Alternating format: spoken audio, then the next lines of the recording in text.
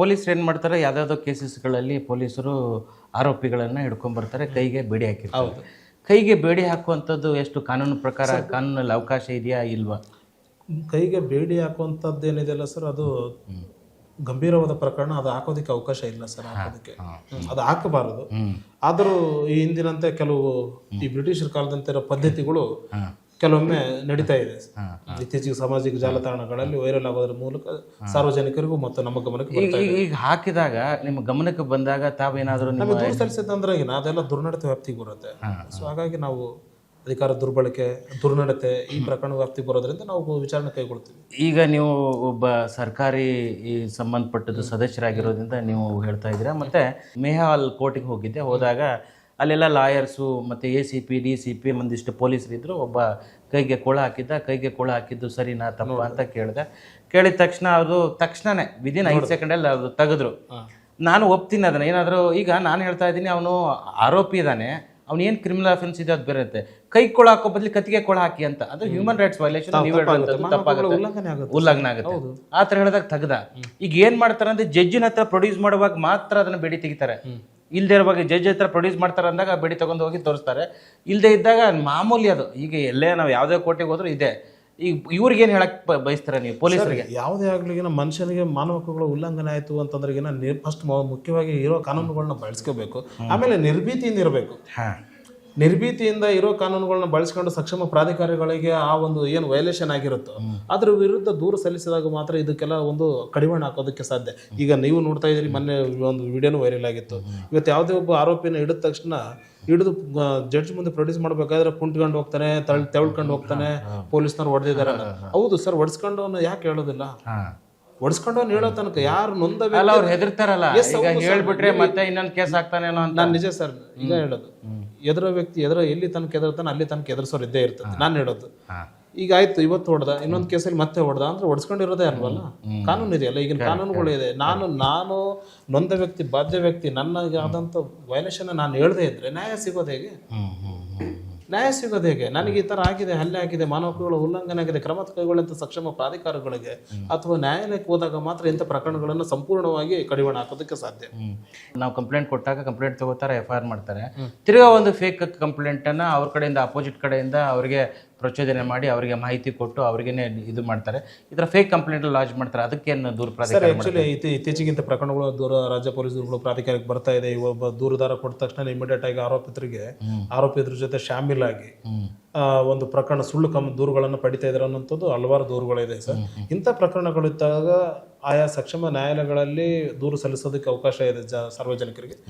ಜೊತೆಗೆ ರಾಜ್ಯ ಪೊಲೀಸ್ ದೂರುಗಳ ಪ್ರಾಧಿಕಾರಕ್ಕೆ ದೂರು ಸಲ್ಲಿಸಿದರೆ ವಿಚಾರಣೆ ಕೈಗೊಳ್ತೀವಿ ಸರ್. ಅಲ್ಲ, ವಿಚಾರಣೆ ಕೈಗೊಂಡು ನಿಮ್ಮಲ್ಲಿ ಅಂತ ಬಂದಿರೋ ದೂರು ಪ್ರಕರಣದಲ್ಲಿ ನ್ಯಾಯ ಏನು ಸಿಕ್ಕಿದೆ ಅಂತ ಸರ್? ಈಗಂದ್ರೆ ಬರೋಂಥ ಪ್ರಕರಣಗಳು ಇತ್ತೀಚೆಗೆ 2024 ಈ ಕಡೆ ಬಂದ ನಂತರ ಹಿಂದೆ ಹಲವಾರು ಪ್ರಕರಣಗಳು ನಮ್ಮಲ್ಲಿ ದಾಖಲೆ ಆಗಿರೋದ್ರಿಂದ ಈಗೇನಾಗಿದೆ, ರಾಜ್ಯ ಪೊಲೀಸ್ ದೂರುಗಳ ಪ್ರಾಧಿಕಾರಕ್ಕೆ ಕಾಲಕಾಲಕ್ಕೆ ಮೆಂಬರು ಮತ್ತು ಅಧ್ಯಕ್ಷರ ನೇಮಕಾತಿ ಆಗಿರೋದ್ರಿಂದ ಕೇಸ್ ಪೆಂಡಿಂಗ್ ಬಹಳಷ್ಟು ಆಗಿರೋದ್ರಿಂದ ಒಂದು.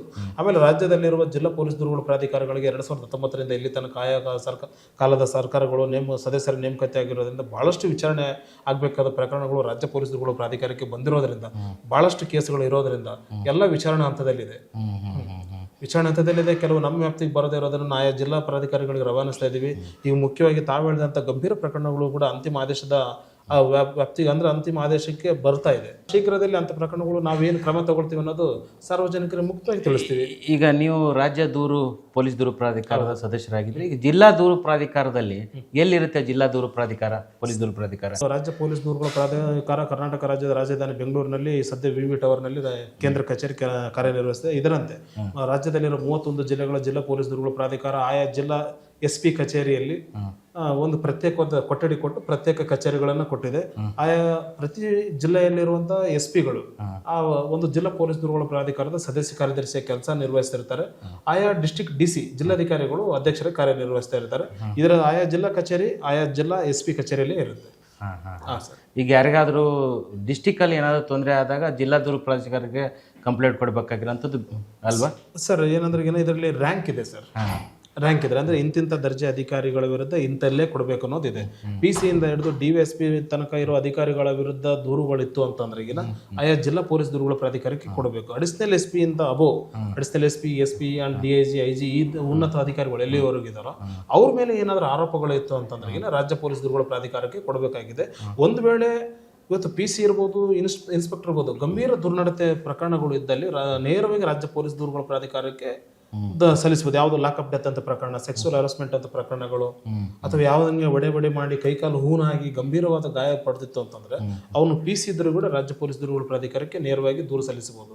ಈಗ ಏನಾಗಿದೆ, ಕಾಲಕಾಲಕ್ಕೆ ಜಿಲ್ಲಾ ಪೊಲೀಸ್ ದೂರುಗಳ ಪ್ರಾಧಿಕಾರಕ್ಕೆ ಸದಸ್ಯರ ನೇಮಕಾತಿ ಆಗದೆ ಇರೋದ್ರಿಂದ ರಾಜ್ಯದಲ್ಲಿರುವ ಎಲ್ಲಾ ಸಾರ್ವಜನಿಕರು ಅಂದ್ರೆಗಿನ ಇವತ್ತು ಪೊಲೀಸ್ ಮೇಲೆ ಬರುವಂತಹ ಆರೋಪಗಳನ್ನ ನೇರವಾಗಿ ರಾಜ್ಯ ಪೊಲೀಸ್ ದೂರುಗಳ ಪ್ರಾಧಿಕಾರಕ್ಕೆ ದೂರು ಸಲ್ಲಿಸಿರೋದ್ರಿಂದ ಪ್ರಕ್ರಿಯೆಗಳು ವಿಳಂಬದಲ್ಲಿ ಸಾಗ್ತಾ ಇದೆ. ಯಾಕಂದ್ರೆ ಈಗಿನ ಹಲವಾರು ದೂರುಗಳು ಹೆಚ್ಚಾಗಿದೆ, ಡಿಸ್ಪೋಸ್ ಮಾಡಬೇಕಾದ ಕೆಲವು ಟೈಮ್ ತಗೊಳ್ತಾ ಇದೆ ಸರ್. ಸಾಕಷ್ಟು ಒಳ್ಳೆ ಕೆಲಸ ಮಾಡ್ತಾ ಇದ್ದೀರಾ, ನಿಜವಾಗ್ಲೂ ಖುಷಿ ಆಯಿತು. ನೀವು ಎಂಗೇಜಲ್ಲೇ ಸಾಕಷ್ಟು ಸಾಮಾಜಿಕವಾಗಿ ಅಥವಾ ಕ್ರೀಡೆಯಲ್ಲಿ ಎಲ್ಲ ರೀತಿಯಿಂದನೂ ಸಾಕಷ್ಟು ನಿಮ್ಮ ಸೋಷಿಯಲ್ ಮೀಡಿಯಾದಲ್ಲಿ ಫೇಸ್ಬುಕ್ಕು ಟ್ವಿಟರಲ್ಲಿ ನೋಡ್ತಾ ಇರ್ತೀನಿ. ಸಾಕಷ್ಟು ನಿಮಗೆ ಜನ ಕಂಪ್ಲೇಂಟು ತಂದು ಕೊಡ್ತಾರೆ, ರಿಸಾಲ್ವ್ ಆಗ್ತಾ ಇದ್ದಾವೆ.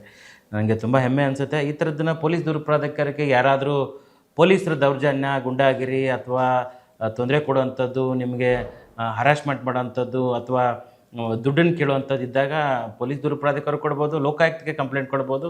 ಸಾಧ್ಯ ಆದಷ್ಟು ಸಾಕ್ಷ್ಯಗಳನ್ನು ಪೊಲೀಸರ ಆಡಿಯೋ ಆಗಲಿ, ವಿಡಿಯೋ ಆಗಿರಲಿ, ಚಿತ್ರೀಕರಣ ಆಗಿರಲಿ ಅಥವಾ ಸಂಬಂಧಪಟ್ಟ ಸ್ಟೇಷನಲ್ಲಿರುವಂಥ ದಾಖಲೆಗಳನ್ನು ಅಂದರೆ ಪೊಲೀಸ್ CCTV ಫುಟೇಜ್ಗಳನ್ನು, ಯಾಕಂದರೆ ಪೊಲೀಸರು ಅಬೌವ್ ದಿ ಲಾ ಅಲ್ಲ, ಅವರು ಅಕಾರ್ಡಿಂಗ್ ಟು ಲಾನೇ ಅವರೇ ಬಿಹೇವ್ ಮಾಡಬೇಕಾಗಿರೋದು. 3 ಸ್ಟಾರ್ ಬಂದಿದೆ, ನಾನು 2 ಸ್ಟಾರ್ ಆಗಿದ್ದೀನಿ, ನಾನು ಮಾಡಿದ್ದೆ ಆಟ, ನಾನು ದುಡ್ಡೇ ಕೊಟ್ಟು ಬಂದಿದ್ದೀನಿ, 40-50 ಲಕ್ಷ ಏನು ಮಾಡೋಕ್ಕಾಗತ್ತಂತ ನಂಗೆ ಆಗಲ್ಲ. ಯಾಕಂದರೆ ಎಕ್ಸಾಂಪಲ್ಸು KP ಆಗ್ರರ ಗೋವಿಂದರಾಜು, ಭಾಳಷ್ಟು ಜನ ಅಂದರೆ ಕನಿಷ್ಠರು ಸುಮಾರು ಒಂದು 400-50 ಜನ ಪೊಲೀಸರು ಪರಪ್ಪನವ್ರಿಗೆ ಹೋಗಿದ್ದಾರೆ. ಕಾರಣ ಇಲ್ಲಿರುವಂಥ ಬೆಂಗಳೂರು ಕಮಿಷನರ್ ಆಗಿರೋಂಥವ್ರು ಸಾಕಷ್ಟು ಒಳ್ಳೆ ಕೆಲಸಗಳನ್ನು ಮಾಡ್ತಾರೆ ಮತ್ತು ಪೊಲೀಸ್ ದೂರು ಪ್ರಾಧಿಕಾರನೂ ಸಾಕಷ್ಟು ಒಳ್ಳೆ ಕೆಲಸ ಮಾಡ್ತಾ ಇದೆ.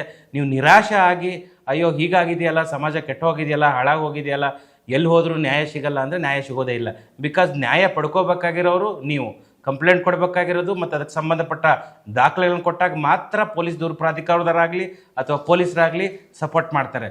ಸುಮ್ಮನೆ ನಾವು ಮನೆಯಲ್ಲೇ ಕುತ್ಕೊಂಡ್ಬಿಟ್ಟು ಇದು ಆಗಲ್ಲ, ಅದು ಹೋಗಲ್ಲ, ಇದಾಗಲ್ಲ ಅಂತ ಬ್ಲೇಮ್ ಮಾಡೋಕ್ಕಿಂತ ಮೊದಲು ನಾವು ಎಷ್ಟು ಕರೆಕ್ಟ್ ಆಗಿದ್ದೀವಿ, ಎಷ್ಟು ಹಾನೆಸ್ಟ್ ಆಗಿದ್ದೀವಿ ಮತ್ತು ಸಾಧ್ಯ ಆದಷ್ಟು ಎಲ್ಲರೂ ಪ್ರಾಮಾಣಿಕವಾಗಿ, ಸ್ವಚ್ಛ ಪ್ರಾಮಾಣಿಕವಾಗಿ ನಿಜವಾಗ್ಲೂ ಸತ್ಯಾಂಶ ಇದ್ದರೆ ದೂರಕ್ಕೆ ನೋಡೋಕ್ಬೇಕು. ಸುಮ್ಮನೆ ಪೊಲೀಸ್ ದೂರು ಪ್ರಾಧಿಕಾರಕ್ಕೆ ಕಂಪ್ಲೇಂಟ್ ಕೊಟ್ಟು ಅವರು ಟೈಮನ್ನು ವೇಸ್ಟ್ ಮಾಡಿ ಮತ್ತು ಪೊಲೀಸ್ ದೂರು ಪ್ರಾಧಿಕಾರ ಮಿಸ್ಯೂಸ್ ಮಾಡೋವಂಥದ್ದು ಮಾಡಬಾರ್ದು. ಯಾಕಂದರೆ ಜೆನ್ಯೂನ್ ಕೇಸಿಗೆ ಟೈಮ್ ಸಿಗೋದನ್ನು ಇವ್ರ ಕೇಸಿಗೆ ಟೈಮ್ ಕೊಟ್ಟು ಸಮಯ ವ್ಯರ್ಥ ಮಾಡ್ತಾ ಇರ್ತಾರೆ. ಬಟ್ ನಿಜವಾಗ್ಲೂ ಹೋರಾಟ ಮಾಡೋರಿಗೆ, ನಾನು ಇಷ್ಟು ದಿನ ಹೋರಾಟ ಮಾಡ್ತಿರುವಾಗ ಸಾಕಷ್ಟು ಕಂಪ್ಲೇಂಟ್ಗಳನ್ನು ಕೊಟ್ಟಾಗ ಪೊಲೀಸರು ನಮ್ಮ ಜೊತೆ ಸರಿಯಾಗಿ ನಡ್ಕೊಂಡಿದ್ದಾರೆ ಮತ್ತು ಹೆಲ್ಪ್ ಆಗಿದೆ. ಬಟ್ ಕಾರಣ ನೀವು ಪ್ರಶ್ನೆ ಮಾಡದಿರೋದಕ್ಕೆ ನ್ಯಾಯ ಸಿಗ್ತಾ ಇಲ್ಲ.